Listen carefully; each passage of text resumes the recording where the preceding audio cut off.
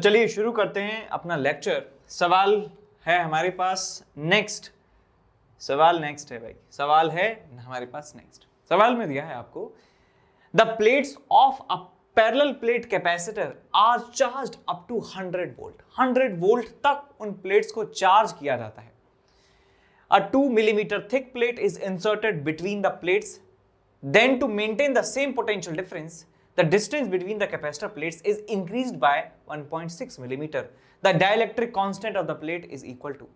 तो सवाल है कुछ ऐसा कि मान लीजिए कि आप जो है अपने छोटे भाई को मार देते हैं थप्पड़ जोर से ऐसे, और वो बहुत जोर जोर से चिल्लाने लगता है, जबरदस्ती, इतना जोर से मारा भी नहीं था, इतनी जोर से चिल्लाने लगता है। फिर आप जो है अपने मम्मी का गुस्सा देखकर थोड़ा सा डर जाते हैं कि आज मेरी भी कुटाई हो सकती है, और आप अपने भाई को पुचकारने लगते हैं जिससे कि मम्मी जो है नॉर्मल स्टेट में आ जाए। तो कुछ वैसा ही सिनेरियो यहाँ पे हो रहा है कि हमारे पास एक कैपेसिटर है, कैपेसिटर को हमने चार्ज किया 100 वोल्ट तक, 100 वोल्ट तक हमने इसको चार्ज किया। इसका कैपेसिटेंस मैं मान लेता हूँ C = A epsilon naught divided by D के बराबर है। A epsilon naught by D के बराबर यहाँ पे मैं मान लेता हूँ। अब हमने क्या किया है, इसको चार्ज करने के बाद बैटरी को हटा लिया है और इसके अंदर एक डाइलेक्ट्रिक स्लैब इंसर्ट करवा दी है। एक डाइलेक्ट्रिक स्लैब यहां पे इंसर्ट करवा दी है। ये हमारे पास है D, और डाइलेक्ट्रिक स्लैब 2 मिलीमीटर जो है थिक प्लेट है। 2 मिलीमीटर, इसका मतलब कैपेसिटर की जो बीच में प्लेट्स के बीच का सेपरेशन है वो 2 मिलीमीटर के बराबर है। अच्छा, अब होगा क्या कि देखिए बैटरी तो हमने निकाल दी है, तो इसका चार्ज जो है फिक्स रहने वाला है Q और माइनस Q। तो potential across this is equal to Q/C होता है, हम जानते हैं। अब जब डाइलेक्ट्रिक यहां पर हम घुसा रहे हैं, इसका मतलब इसका कैपेसिटेंस जो है इंक्रीज कर रहे हैं। अब कैपेसिटेंस इंक्रीज हो जाएगा तो पोटेंशियल डिफरेंस डिक्रीज हो जाएगा, लेकिन हमें पोटेंशियल को घटने नहीं देना है, हमें पोटेंशियल को चेंज नहीं होने देना है, हमें पोटेंशियल को क्या करना है, पोटेंशियल को बराबर रखना है। तो हम साथ में क्या करते हैं कि जो सेपरेशन बिटवीन द प्लेट्स है, सेपरेशन बिटवीन द प्लेट्स है, उसको हम बढ़ा देते हैं। तो अब जो हमारे पास दिखने वाला है कैपेसिटर, वो कुछ इस तरीके से दिखने वाला है कि इस कैपेसिटर की प्लेट्स जो डाइलेक्ट्रिक है वो तो 2 मिलीमीटर है, और हमने 1.6 मिलीमीटर जो है और एक्स्ट्रा गैप यहां पर बना दिया है, जिससे ये बढ़ भी रहा है तो साथ में हमने घटा भी दिया इसका डिस्टेंस जो है बढ़ाकर, तो उससे पोटेंशियल पर कोई फर्क ना पड़े, इसलिए हम ऐसा कर रहे हैं। तो बात आई समझ में कि हमने क्या किया है, हमने किया है कि भाई इस कैपेसिटर को डाइलेक्ट्रिक डाल के बढ़ा तो रहे हैं, लेकिन साथ में डिस्टेंस बढ़ाकर उसको नॉर्मलाइज भी कर रहे हैं, ठीक है, जैसे मम्मी गुस्सा ना हो। तो बस पोटेंशियल बराबर रहना चाहिए, पोटेंशियल को बराबर कर दीजिए। यहाँ पे जो पोटेंशियल था और यहाँ पे जो पोटेंशियल है उसको आप बराबर कर सकते हैं। तो भाई यहां पर जो पोटेंशियल है किसके बराबर है, 100 के बराबर है। 100 वोल्ट के बराबर यहां पर पोटेंशियल है, और ये किसके बराबर होना चाहिए, Q/C के बराबर होना चाहिए। तो यहां पे चार्ज है Q, मैं मान लेता हूं Q के बराबर चार्ज है यहां पे, और यहां पे Q/C, C जो है इसका कैपेसिटेंस इसका कैसे निकालेंगे, फॉर्मूला लगा सकता हूं मैं, A epsilon naught divided bye D-T plus T/K वाला फॉर्मूला इस्तेमाल कर रहा हूं, D-T प्लस T/K। D हमारे पास है टोटल डिस्टेंस, ये कितना है आपके पास 2 + 1.6, 2 + 1.6, 2 + 1.6, D minus T plus T/K यानी कि 2 millimetre divided by K plus 2/K, ये हमारे पास रिजल्ट मिल जाता है। और ये किसके बराबर है, 100 वोल्ट के बराबर है, 100 वोल्ट के बराबर है। और जो है इस 100 वोल्ट को और क्या लिखा जा सकता है, इसको हम Q/C भी लिख सकते हैं, Q/C भी इसे लिखा जा सकता है। Q/C कैसे लिखेंगे, यानी कि हमारे पास चार्ज है कुछ, जो चार्ज तो कांस्टेंट ही रहने वाला है, डिवाइडेड बाय C कितना लिख देंगे, A epsilon naught divided by D, पुराना जो हमारे पास कैपेसिटेंस है A एप्सिलॉन नॉट बाय, इसे 2 मिलीमीटर लिख दीजिए, 2 मिलीमीटर रख दीजिए। तो बस इस इक्वेशन को आपको सॉल्व करना है, Q से Q चला गया, A एप्सिलॉन नॉट से A एप्सिलॉन नॉट चला गया, और आपको यहाँ पे क्या मिल जाता है, 2 + 1.6 - 2, 2 से 2 चला गया, आपको मिलता है 1.6 + 2/K इज इक्वल टू 2। तो आपको मिलेगा यहाँ पे 2/k इज इक्वल टू 0.4 और आपको k की वैल्यू मिल जाती है 2/0.4। आगे आपके पास आंसर 5। तो 5 जो है k की वैल्यू हमें मिल जाती है। Answer will be equal to 5। बात आई समझ में? तो यहाँ पे एक अनाउंसमेंट है आपके लिए कि अनअकैडमी प्रोडिजी की तरफ से एक टेस्ट जो है होने जा रहा है और टेस्ट जो है वो 23 जनवरी को होने वाला है 10 AM ऑनवर्ड्स। इस टेस्ट से फायदा क्या है कि आप इस टेस्ट में अच्छा स्कोर करके 20 लाख तक का कॉलेज ग्रांट जीत सकते हैं। कॉलेज ग्रांट जो है आपको मिलेगा 20 लाख तक का। ये जो एग्जाम होने वाला है ये 7th 8th 9th 10th और 11th और 12th के इंजीनियरिंग और मेडिकल के जो एस्पिरेंट्स हैं उनके लिए होने वाला है। टेस्ट जो है ऑल इंडिया लेवल पे होगा और जो है आपको इसमें ढेर सारे एक्साइटिंग स्कॉलरशिप और रिवॉर्ड्स भी मिलने वाले हैं। आपको करना क्या है, आपको एनरोल करना है इस टेस्ट में अनअकैडमी प्रोडिजी में और कोड इस्तेमाल करना है NKC sir live. NKC sir live code का आपको इस्तेमाल यहाँ पे करना है। अब यहाँ पे रिवॉर्ड्स के बारे में सुन लीजिए। रैंक 1 को मैकबुक एयर, रैंक 2 और 3 को आईफोन, रैंक 4 और 5 को एप्पल का आईपैड, रैंक 6 to 40 के लिए अमेजॉन का इको डॉट जो है और रैंक 41 से 100 के लिए अमेजॉन के गिफ्ट कार्ड जो है यहाँ पे मिलेंगे। और स्कॉलरशिप की बात करें, टॉप 10 बच्चों को 100% स्कॉलरशिप, 11 to 25 जिनका रैंक आएगा उनको 75% और अप टू 500 रैंक जिन बच्चों का आएगा उनको भी स्कॉलरशिप मिलने वाला है। उसके बाद all India mock test series जो है जेईई मेन 2022 के लिए होने जा रही है। इसमें फिजिक्स, केमिस्ट्री, मैथ के जो है पेपर्स होने वाले हैं और इस 16 जनवरी से स्टार्ट होगा और हर संडे 2 से लेकर 5 बजे तक ये टेस्ट होने वाला है। इस टेस्ट के जो इंपॉर्टेंट फीचर्स हैं वो आप देखिए कि एक तो ऑल इंडिया लेवल पर जो है टेस्ट होने वाला है और जितने भी क्वेश्चंस यहाँ पे आपको टेस्ट में मिलेंगे वो टॉप एजुकेटर्स ने जो है वो बनाए हैं और वीडियो सॉल्यूशन जो है हर एक क्वेश्चन का पेपर के बाद आपको मिलेगा। डिटेल टेस्ट रिपोर्ट आपको मिलने वाली है, ये बहुत इंपॉर्टेंट है। आप जो भी सवाल करेंगे उस सवाल में कितने सवाल आपके गलत हुए और कौन कौन से पार्ट में आपको प्रॉब्लम है, ये आपको रिपोर्ट जो है पूरी डिटेल आपको मिलने वाली है और उसका सॉल्यूशन कि आप क्या कर सकते हैं उसको इंप्रूव करने के लिए वो भी आपको बताया जाएगा। और जो 200 लर्नर्स होंगे उनको स्कॉलरशिप भी मिलेगा 100% तक। आपको यहाँ पे बस एनरोल करना है, NKC सर लाइव जो है कोड का इस्तेमाल करना है अनअकैडमी की वेबसाइट पे। उसके बाद यहाँ पे कुछ बैचेस की इंफॉर्मेशन है कि बैचेस जो हैं स्टार्ट होने जा रहे हैं। ये 12 जनवरी से स्टार्ट हो गया है और ये 12 जनवरी से स्टार्ट हो गए हैं दोनों बैचेस।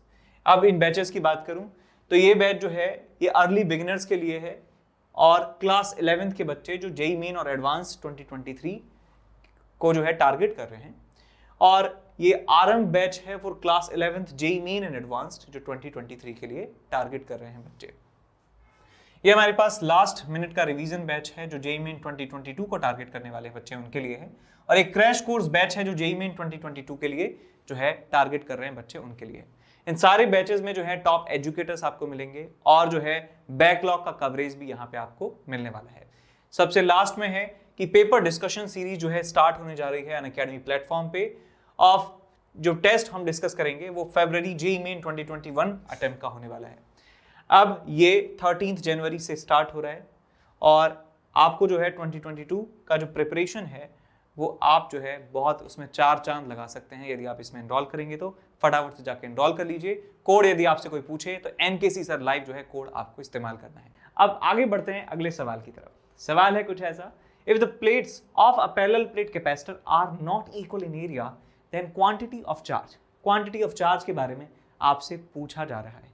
तो देखिए जब कैपेसिटर की प्लेट जो है सेम साइज की ना भी हो तो भी कैपेसिटर की जो प्लेट्स हैं उन पर चार्ज का मैग्नीट्यूड जो है बराबर रहता है।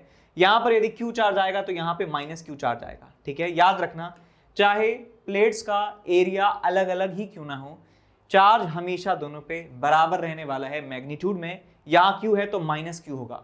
लेकिन जो यहाँ पे याद रखिए कैपेसिटेंस में हम एरिया लिखते हैं A/0/d, तो यहाँ पे एरिया जो है बेटा ये एरिया इफेक्टिव एरिया लिखा जाता है, कॉमन एरिया लिखा जाता है। ये कॉमन एरिया लिखा जाएगा, ये वाली बाकी का जो एरिया है ये इस कैपेसिटेंस वाले एक्सप्रेशन में नहीं आने वाला है। तो ये बेटा आपके पास होता है इफेक्टिव एरिया, इफेक्टिव एरिया। ठीक है, जो एरिया कॉमन होगा वो एरिया आपको लिखना है यहाँ पे। तो यहाँ पे ऑप्शन जो है हम इसमें देख सकते हैं कि on the plates charge on the plates, quantity of charge on the plates will be same but nature of charge will differ. बिल्कुल ठीक बात है, चार्ज का नेचर अलग अलग होगा लेकिन क्वांटिटी सेम रहने वाली है। क्वांटिटी का मतलब यहाँ पे मैग्नीट्यूड से है। अब आगे चलते हैं, कुछ ऐसा सवाल है, parallel plate capacitor with air as the dielectric has capacitance C। एक कैपेसिटर है और उसका कैपेसिटेंस C के बराबर है, एयर भरी हुई है उसमें खचाखच। A slab of dielectric constant K and having the same thickness as the separation between the plates is introduced so to fill 1/4 of the capacitor as shown in the figure. The new capacitance will be equal to। तो भाई यहां देखिए ध्यान से कि हमारे पास एक capacitor था जिसमें एयर भरी हुई थी, पूरा का पूरा एयर भरा हुआ था, लेकिन अभी जो है चुल मची है और हमने इस 1/4 पार्ट में हमने भर दिया है डाइलेक्ट्रिक। तो भाई यदि इस प्लेट का एरिया मैं A के बराबर मान लेता हूं, इस प्लेट का एरिया A के बराबर मान लेता हूं, तो ये डाइलेक्ट्रिक वाली स्लैब का एरिया A/4 है और एयर वाली जो पार्ट है इसका एरिया 3/4 A के बराबर है। ठीक है, और यहां पे कहा गया है कि ये जो आपके पास प्लेट्स के बीच में सेपरेशन है, ये जो प्लेट्स हैं इन प्लेट्स के बीच का सेपरेशन T के बराबर है, प्लेट्स के बीच का सेपरेशन T के बराबर है और ये T डिस्टेंस तक भरा हुआ है डाइलेक्ट्रिक। सिंपल है यार, इसको क्या करना है आपको, पहले तो इसका ओरिजिनल कैपेसिटेंस लिख दीजिए, तो आ जाएगा आपके पास A epsilon naught divided by D, plates के बीच में सेपरेशन। अब यदि बात करें, अब हमारे पास बेसिकली दो कैपेसिटर हो चुके हैं और दोनों कैपेसिटर जो हैं पैरेलल में जुड़े हुए हैं, इस कैपेसिटर में डाइलेक्ट्रिक भरा हुआ है जिसका डाइलेक्ट्रिक कांस्टेंट K के बराबर है, यहाँ पे भरा हुआ है एयर जिसका डाइलेक्ट्रिक कांस्टेंट 1 के बराबर होता है। ये एरिया 3A/4 है, ये एरिया A/4 है। सेपरेशन बिटवीन द प्लेट्स अभी भी T के बराबर है, तो यहाँ पे मैं कह सकता हूँ दोनों पैरेलल कॉम्बिनेशन में लगे हुए हैं, तो C1 + C2 इन पूरे कॉम्बिनेशन का इक्विवेलेंट कैपेसिटेंस होगा। तो टोटल कैपेसिटेंस जो है C' के बराबर मान लेता हूँ, इसका कैपेसिटेंस कितना हो जाएगा A/4 epsilon not into K divided by T, A epsilon not by D, K epsilon not by D plus इसका कैपेसिटेंस कितना हो जाएगा 3A/4 into epsilon naught divided bye T। तो यहां से आपको मिल जाता है K + 3 divided by 4 epsilon not A divided by T C' की वैल्यू। अब एप्सिलॉन नॉट A/T की जो वैल्यू है C0 यहां पे लाके रख दीजिए, तो C' की वैल्यू मिल जाती है आपको K + 3/4 इंटू C0। तो ओरिजिनल कैपेसिटेंस का K + 3/4 टाइम्स हो जाता है नया कैपेसिटेंस। ऑप्शन चेक कर लेंगे कौन सा सही है, K + 3C/4, option number A जो है हमारा सही आंसर हमें मिल जाता है। बात आई समझ में?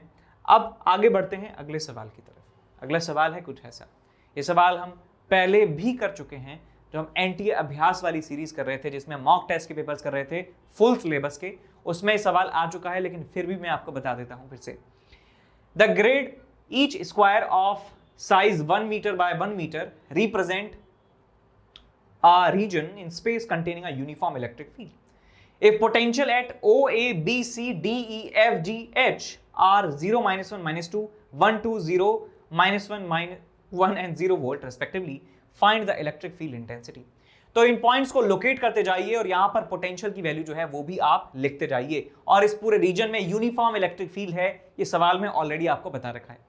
So point O has 0 volt, point O 0 volt, यहां पर पोटेंशियल है 0 लिख देता हूं यहां पे इस पर्पल कलर के पेन से। A का पोटेंशियल है -1, A का पोटेंशियल है -1, उसके बाद B का पोटेंशियल है -2, B का पोटेंशियल है -2, C का पोटेंशियल है 1, C का पोटेंशियल है 1, C का पोटेंशियल है 1, D का पोटेंशियल है 2, D का पोटेंशियल है 2, E का पोटेंशियल है 0, E का पोटेंशियल है 0, F का पोटेंशियल है -1, F का पोटेंशियल है -1, और G का पोटेंशियल है 1, G का पोटेंशियल है 1, और H का पोटेंशियल है 0, H का पोटेंशियल है 0। तो आप यहाँ क्लियरली देख सकते हैं, यदि मैं इन तीनों पॉइंट्स को यदि मैं ज्वाइन कर देता हूं तो इन तीनों पॉइंट्स पर सेम पोटेंशियल हमें मिल रहा है। इसका मतलब ये एक ही पोटेंशियल लाइन हमें मिल चुकी है, और यदि मैं यहाँ पे कंटेन करने वाला एक प्लेन बना देता हूं तो इक्विपोटेंशियल प्लेन हमें यहाँ पे मिलने वाला है।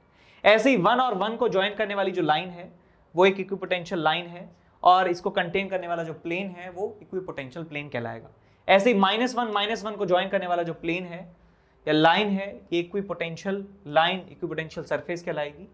तो इस तरीके से हमें इक्विपोटेंशियल सरफेस मिल रहे हैं। तो मैं जानता हूं कि यहाँ पर जो पोटेंशियल है हर एक पॉइंट का वो 1 वोल्ट के बराबर है, यहाँ पे पोटेंशियल 0 वोल्ट के बराबर है, यहाँ पे पोटेंशियल -1 वोल्ट के बराबर है। हम जानते हैं कि इक्विपोटेंशियल सरफेस के परपेंडिकुलर होता है इलेक्ट्रिक फील्ड और इलेक्ट्रिक फील्ड की डायरेक्शन में चलने पर पोटेंशियल घटता है। तो भैया देखिए पहली बात तो ये इन तीनों प्लेन्स के परपेंडिकुलर इलेक्ट्रिक फील्ड होने वाला है और इलेक्ट्रिक फील्ड की डायरेक्शन हायर पोटेंशियल से लोअर पोटेंशियल की तरफ होने वाली है। तो इलेक्ट्रिक फील्ड इस डायरेक्शन में होगा, इस डायरेक्शन में होगा। इसका मतलब इसका आई कैप जो है वो पॉजिटिव आने वाला है और जे कैप जो है वो निगेटिव आने वाला है। तो क्या हम ऐसे ऑप्शंस देख सकते हैं जिनमें आई कैप का कोएफिशिएंट पॉजिटिव है और जे कैप का कोएफिशिएंट निगेटिव है? तो चलिए देखते हैं। ऐसा ऑप्शन जिसमें आई कैप पॉजिटिव जे कैप नेगेटिव, सिर्फ एक ही ऑप्शन मुझे दिखाई दे रहा है, तो मुझे कैलकुलेट करने की भी जरूरत नहीं है, आंसर मेरा बी ही होने वाला है। एग्जाम में ऐसे आपको सॉल्व करना है, आपको पूरा आंसर नहीं निकालना। आप यहीं से कंक्लूजन पे पहुंच सकते हैं कि हमारे आंसर में प्लस में आई कैप और माइनस में जे कैप होने वाला है। मैग्नीट्यूड मुझे नहीं पता, लेकिन मुझे यूनिट वेक्टर्स के बारे में अच्छी तरीके से मालूम है। अब यदि मैग्नीट्यूड निकालना ही हो, सिर्फ मैग्नीट्यूड पूछा हो, तो कैसे निकालेंगे? तो देखिए ध्यान से, कोई भी एक पॉइंट यहां पे चूज कर लीजिए, कोई भी पॉइंट यहां पे आप चूज कर लीजिए। ये वाला पॉइंट मैं यहां पर ले रहा हूं, ठीक है, मैं ई पॉइंट ले रहा हूं और ये वाली डिस्टेंस 1 मीटर के बराबर है, ये वाली डिस्टेंस 1 मीटर के बराबर है। तो इसका जो डायगोनल है वो कितना डिस्टेंस पे हो जाएगा? √2 मीटर पे हो जाएगा। ठीक, यदि मैं यहां से एक परपेंडिकुलर ड्रॉ करूंगा तो इस डायगोनल के मिड पॉइंट पे काटेगा।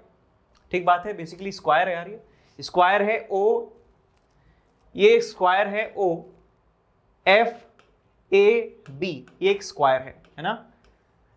स्क्वायर का ये डायगोनल है, यहां पे मैं परपेंडिकुलर डालूंगा तो भाई ये डिस्टेंस कितना हो जाएगा परपेंडिकुलर का, यानी कि डायगोनल का आधा हो गया, डायगोनल का आधा हो गया। डायगोनल होता है इसका √2 कितना हो जाएगा आपके पास? 1/√2। तो ये डिस्टेंस जो है 1/√2 के बराबर हो चुकी है। तो मैं कह सकता हूं 1/√2 डिस्टेंस चलने पर इलेक्ट्रिक फील्ड की डायरेक्शन में पोटेंशियल कितना हो चुका है? 0 से -1 के बराबर हो चुका है, यानी 1 वोल्ट का चेंज आ रहा है। कितना डिस्टेंस चलने में? 1/√2 डिस्टेंस चलने में। तो delta V by delta x जो है हमें मिल जाता है √2 के बराबर। इसका मतलब इलेक्ट्रिक फील्ड का मैग्नीट्यूड √2 यूनिट के बराबर होना चाहिए। तो हमारा आंसर भी √2 के बराबर आ रहा है, आप चेक कर सकते हैं। यहाँ पर आई बात समझ में कि कैसे हमने डायरेक्शन से ही आंसर निकाल दिया, लेकिन फिर भी खुद की तसल्ली के लिए हम मैग्नीट्यूड भी निकाल पा रहे हैं। आगे बढ़ते हैं। सवाल है कुछ ऐसा, what is the radius of imaginary concentric sphere that divides the electrostatic field of metal sphere of radius 20 cm and charge of 8 microcoulomb in 2 regions of electric identical energy। सवाल में पूछा गया है कि हमारे पास एक तो स्फीयर है, हमारे पास एक स्फीयर है जिसका रेडियस 20 सेंटीमीटर है, जिसका रेडियस 20 सेंटीमीटर है, लाइक दिस। इसके ऊपर जो चार्ज है वो 8 माइक्रोकूलम के बराबर है। इसके ऊपर जो चार्ज है वो 8 माइक्रोकूलम के बराबर है। 8 माइक्रोकूलम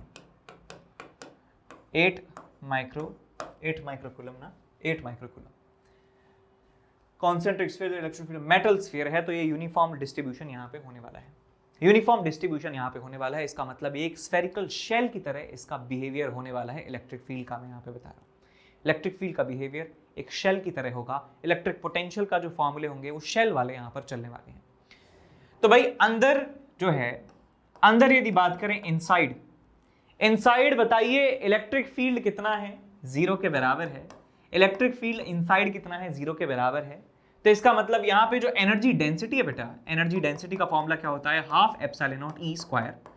तो अंदर इलेक्ट्रिक फील्ड डेंसिटी जो है एनर्जी डेंसिटी वो भी 0 के बराबर होने वाली है। इसका मतलब इसके अंदर कोई भी एनर्जी प्रेजेंट नहीं है, बिकॉज यहाँ पे इलेक्ट्रिक फील्ड ही नहीं है, लाइट ही नहीं आ रही है कहीं पे, अंदर लाइट ही नहीं आ रही भाई, अंदर लाइट ही नहीं है, इलेक्ट्रिक फील्ड ही नहीं है, तो कोई एनर्जी भी यहाँ पर नहीं होने वाली है। लेकिन हमें एक ऐसी बाउंड्री, ऐसी स्फेरिकल बाउंड्री का रेडियस बताना है जो इसकी एनर्जी को 2 हिस्सों में, 2 इक्वल हिस्सों में बांटता है। अब हम एक बात तो जानते हैं कि सेल्फ एनर्जी के बारे में सब लोग जानते हैं, है ना। अब सेल्फ एनर्जी के बारे में सब जानते हैं, तो हमें सेल्फ एनर्जी को आधा आधा करने वाला जो बाउंड्री है वो ड्रॉ करना होगा। ठीक है, तो चलिए मैं मान लेता हूं कि एक ऐसी बाउंड्री है जिसका रेडियस आप मान लीजिए r0 के बराबर है, जिसका रेडियस r0 के बराबर है, और इस r0 रीजन से इस पेरीफेरी तक जो एनर्जी स्टोर्ड है वो मान लीजिए E1 के बराबर है, और R0 से इनफाइनाइट तक जो एनर्जी स्टोर्ड है वो E2 के बराबर है। और हमें चाहिए कि E1 और E2 बराबर हो जाएं। हमारा लक्ष्य क्या है, हमारा ध्येय क्या है कि E1 और E2 आपस में बराबर हो जाएं। जितनी एनर्जी इस रीजन में प्रेजेंट है उतनी ही एनर्जी इस रीजन में भी प्रेजेंट हो। अब इसमें एनर्जी निकाल सकते हैं कि एनर्जी डेंसिटी इनटू वॉल्यूम से, लेकिन एनर्जी डेंसिटी में इलेक्ट्रिक फील्ड का टर्म आता है और इलेक्ट्रिक फील्ड यहां से यहां हर एक जगह पर अलग अलग है। तो इलेक्ट्रिक फील्ड इस पूरे रीजन में नॉन यूनिफॉर्म है मैग्नीट्यूड में, तो मुझे ये फॉर्मूला लगाने के लिए इंटीग्रेशन की सहायता लेनी होगी। तो मैं यहां पर एक एलिमेंट ले रहा हूं, x डिस्टेंस पर, x रेडियस का। मैंने यहां पे एक x रेडियस का dx थिकनेस का एक एलिमेंट लिया है, और इस एलिमेंट में मैं पता करना चाहता हूं कि कितना एनर्जी स्टोर्ड है। तो यहां पे मैं लिखूंगा energy stored in element,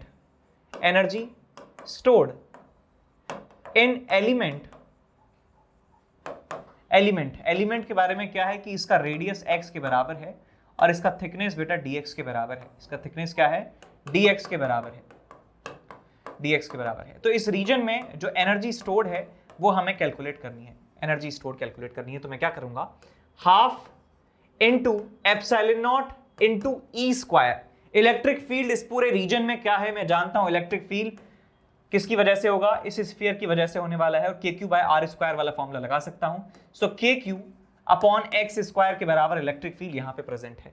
so half epsilon not E square, ये तो हो गई हमारी एनर्जी डेंसिटी, और इसमें वॉल्यूम से मल्टीप्लाई करना होगा। ये जो वॉल्यूम है इतने वाले पार्ट का एलिमेंट के वॉल्यूम से मल्टीप्लाई करूंगा, तो एलिमेंट का वॉल्यूम हो जाएगा आपके पास 4 pi x square into dx। ये हमारे पास आ जाता है energy stored in this element,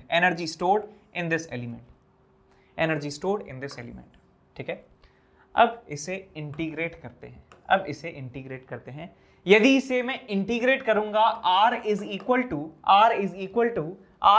to या x की लिमिट लगानी होगी, x इज इक्वल टू यहां से यहां तक, यानी कि मैं यहां पे E1 की वैल्यू कैलकुलेट कर रहा हूं, तो यहां से मुझे E1 मिल जाता है यदि मैं x की लोअर लिमिट लगाता हूं। कहां, x इज इक्वल टू ये रेडियस कितना है बेटा 20 सेंटीमीटर, और यहां पे लगाता हूं मैं क्या, r की वैल्यू r के बराबर, r की वैल्यू r0 के बराबर, तो मुझे यहां पे E1 की वैल्यू मिलने वाली है।